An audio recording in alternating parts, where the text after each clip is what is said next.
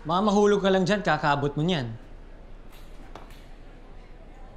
Alam mo, maabot mo lang yan kapag madadagdagan yung height mo. Pero kung 8 years old ka pa lang ngayon, baka abutin ka na 5 taon para maabot mo yan. Sige na, tulungan na kita. Ganito. Yeah. Ayan na.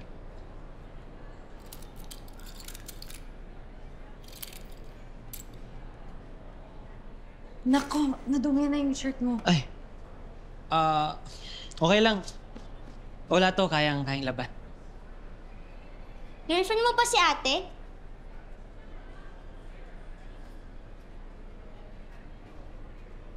Hoy, ikaw, bata ka ha? Lobo mo. Ayoko na yan. Bigay mo na lang sa girlfriend mo. Mag-thank you ka! Thank you, kuya!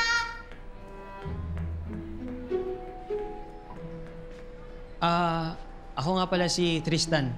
Pero bank yung tawag ng lahat sa akin. Grade 11, Section B. I'm in grade 11 din, section A. Lynn Estrella? Oo, bakit?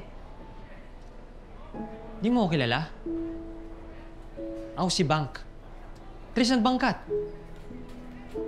Ako yung nag-gown mo ng scholarship. Ha?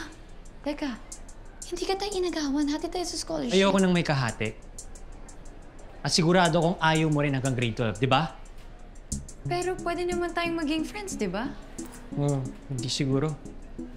So okay na siguro kung hindi tayo maging magkaibigan. Kasi kung hindi tayo magkaibigan, isa lang yung malulungkot sa atin kung sino man yung piliin sa atin ng school maging scholar. I think that's the best option.